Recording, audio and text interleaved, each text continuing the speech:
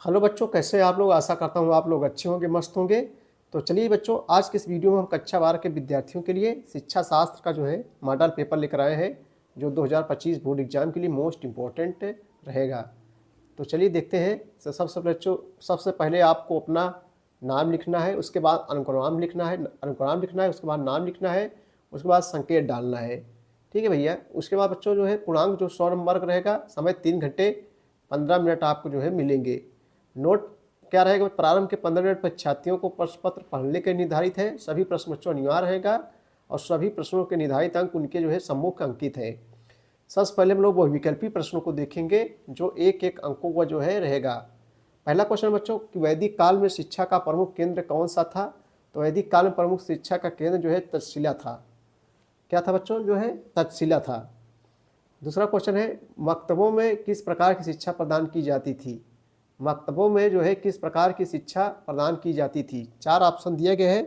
सही जवाब बच्चों आपको बताना क्या हो जाएगा। सही जवाब हो जाएगा ए, हो जाएगा प्राथमिक स्तर हो जाएगा। अगला क्वेश्चन है, केंद्रीय शिक्षा सलाहकार बोर्ड की स्थापना जो है कब हुई थी। 1921 में, 22 में, 1923 में, 1924 में। तो का सही जवाब बच्चों क्या हो जाएगा, जो है ए हो जाएगा 1921 ईस्वी में। यानी केंद्रीय शिक्षा सलाहकार बोर्ड की स्थापना 1921 ईस्वी में जो है हुई थी। भारत में राष्ट्रीय शिक्षा दिवस जो है कब मनाया जाता है। भारत में बच्चों जो है राष्ट्रीय शिक्षा दिवस 11 नवंबर को मनाया जाता है। अगला क्वेश्चन है कि पंडित मदन मोहन मालवीय द्वारा जो है स्थापित संस्था है। पंडित मदन मोहन मालवीय द्वारा स्थापित संस्था का नाम क्या है। बनारस हिंदू विश्वविद्यालय, जो वाराणसी में है, जिसको BHU के नाम से जो है जाना जाता है। चलिए अब हम लोग जो बच्चों निश्चित उत्तरीय प्रश्नों को देखेंगे, जो एक एक अंकों का रहेगा। निश्चित उत्तरीय प्रश्न जितने भी हैं जो है एक एक अंकों का रहेगा। पहला क्वेश्चन है, निश्चित उत्तरीय परामर्श के विभिन्न प्रकार जो है क्या है। पहला क्वेश्चन बच्चों कि परामर्श के विभिन्न प्रकार क्या है। तब हम लोग उत्तर देखेंगे। देखो, परामर्श के विभिन्न प्रकार निम्नलिखित है। नंबर 1 प्रत्यक्ष है परामर्श, जिसको डायरेक्ट कहते हैं। अप्रत्यक्ष परामर्श दूसरा, जिसको इनडायरेक्ट कहते हैं। उसके बाद मिश्रित परामर्श। 3 परामर्श होते हैं, प्रत्यक्ष, अप्रत्यक्ष और जो है मिश्रित। उपलब्ध परीक्षण क्या है बच्चों। अगला क्वेश्चन देखिए हम लोग, उपलब्ध परीक्षण क्या है।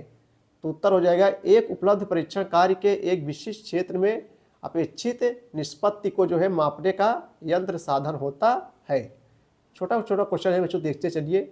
बुद्धि की प्रमुख विशेषता जो है क्या होती है। उत्तर देखेंगे हम लोग। देखो, बुद्धि की प्रमुख विशेषताएं निम्नलिखित है। नंबर 1 जन्मजात स्वाभाविक व प्राकृतिक योग्यता। नंबर 2 व्यक्ति और सीखने में सहायता देती है।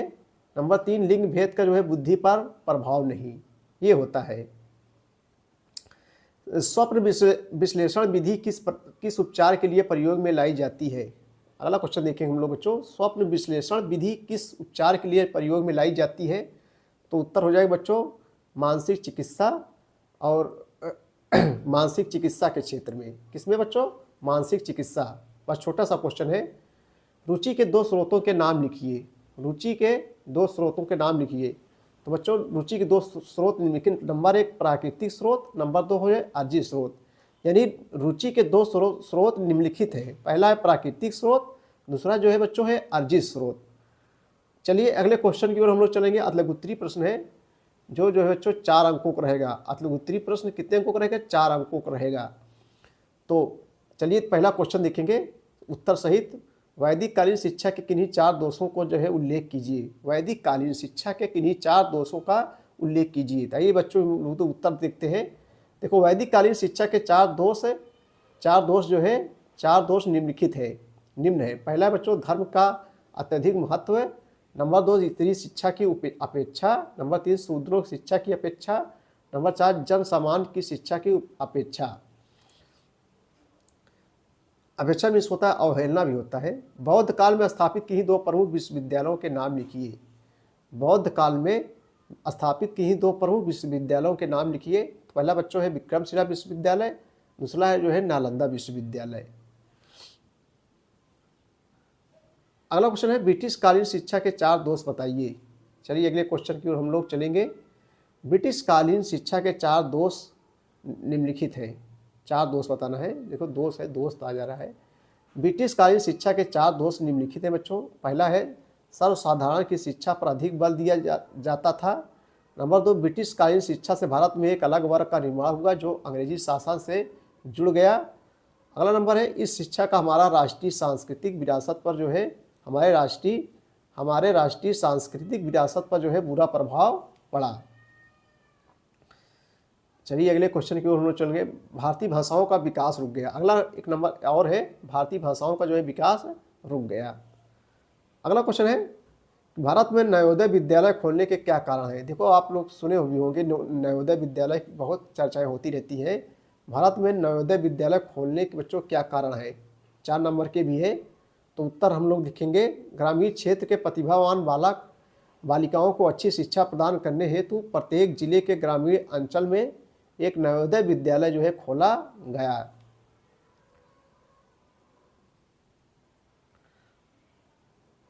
खोला जाए, ठीक है भैया, जिले के ग्रामीण अंचल में एक नवोदय विद्यालय खोला जाए।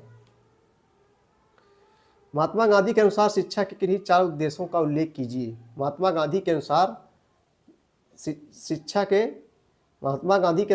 किन्हीं 4 उद्देश्यों का उल्लेख कीजिए। तो उत्तर हो जाएगा, गांधी जी के अनुसार शिक्षा के उद्देश्य निम्नलिखित हैं। नंबर 1, आत्मबोध करना। नंबर 2, चरित्र का विकास करना। नंबर 3, आदर्श नागरिकता का विकास करना।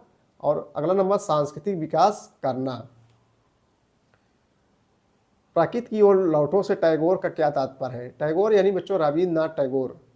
प्रकृति की ओर लौटो से जो है रविन्द्रनाथ टैगोर का जो है क्या तात्पर्य है। आइए इसको उत्तर देखते हैं।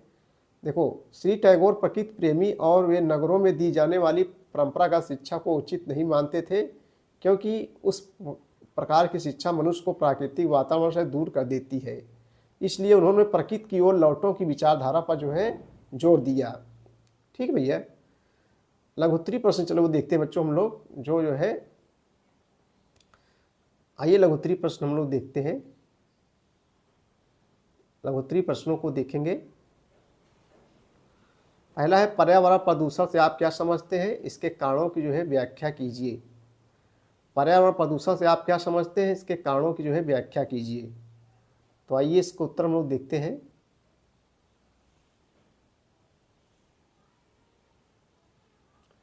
पर्यावरण प्रदूषण से आप क्या समझते हैं, इसके कारणों की जो है व्याख्या कीजिए।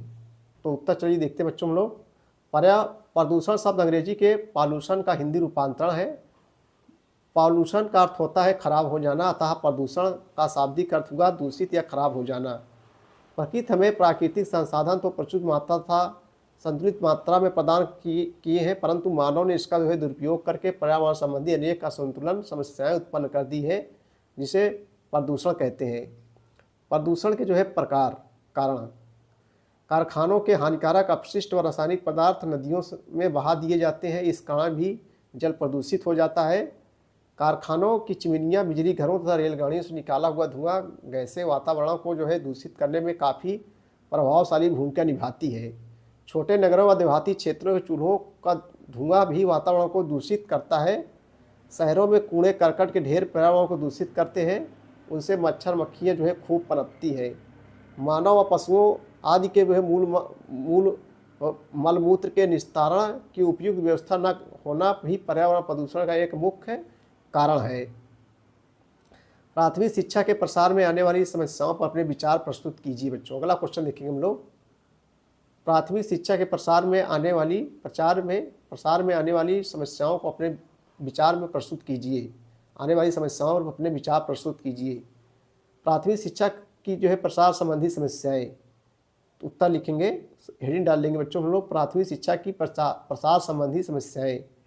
तो प्राथमिक शिक्षा की प्रसार संतोषजनक नहीं रहा। इनके निम्नलिखित कारण हैं। नंबर 1, प्रथम पंचवर्षीय योजना में प्राथमिक शिक्षा के प्रसार को कम महत्व दिया गया और इसके लिए बहुत कम धनराशि निर्धारित की गई। नंबर 2, हमारी प्राथमिक शिक्षा का अभी तक कोई निश्चित उद्देश्य नहीं निर्धारित हो सका है। नंबर 3, शिशु मंदिरों में उपयुक्त वातावरण, शैक्षिक सामग्रियों तथा प्रशिक्षित अध्यापकों की जो है कमी है।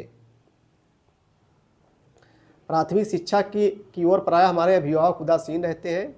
प्राथमिक शिक्षा का कार्य प्राणी कृत्रिम तथा जो है अस्वाभाविक है। प्राथमिक पाठशाला में उपयुक्त भवनों का अभाव पाया जाता है।